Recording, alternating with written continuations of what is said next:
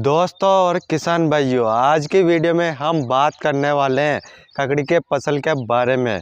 हमने किसान भाइयों पहले भी अपनी ककड़ी की फसल की वीडियो अपने चैनल पर अपलोड कर दी हैं।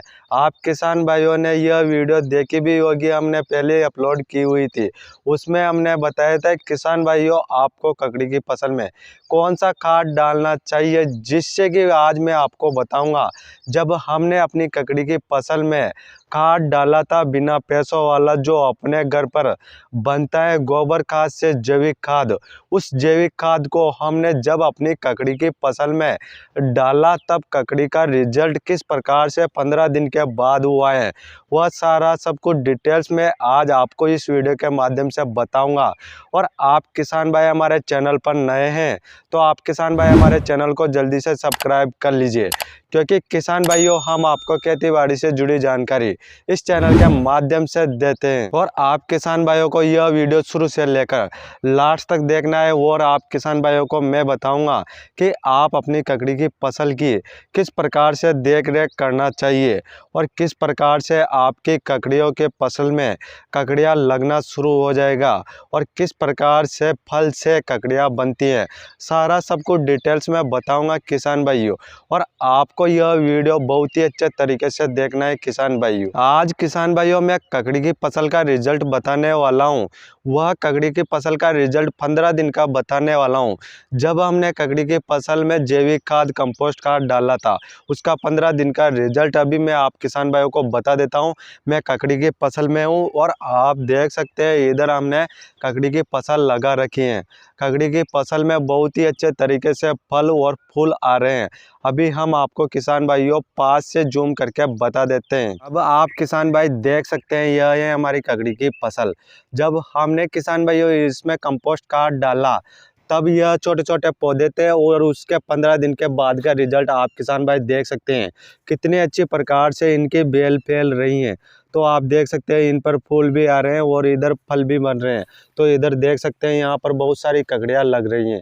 इधर देखिए किसान भाइयों मैं आपको बताता हूँ, इधर देखिए बहुत ही अच्छे तरीके से यहाँ पर जो कि फल सेटिंग भी हो रहा है। इधर देखिए आप जो कि फूलों से फल बन रहे हैं। इधर देखिए मैं आपको और बताता हूँ, इधर छोटे छोटे फल बन रहे हैं ककड़ियों के, जो कि आप देख सकते हैं रिजल्ट जो कि बहुत ही अच्छे तरीके से इनकी बेल फैल चुकी है और इन पर अच्छे अच्छे फल आ रहे हैं।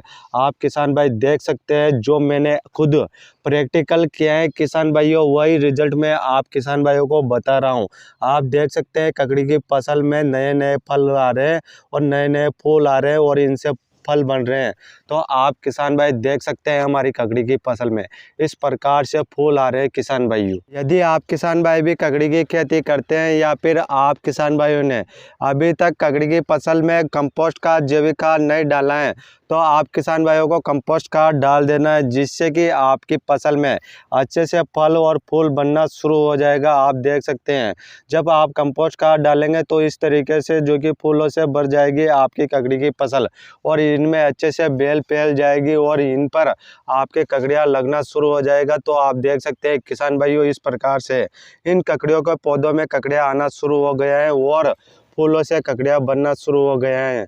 तो आप किसान भाई की भी इस तरीके से ज़्यादा ककड़ियाँ आपकी फसल में लगेगी। तो इस प्रकार से किसान भाइयों आपको अपनी ककड़ी की फसल में कंपोस्ट खाद डाल देना है।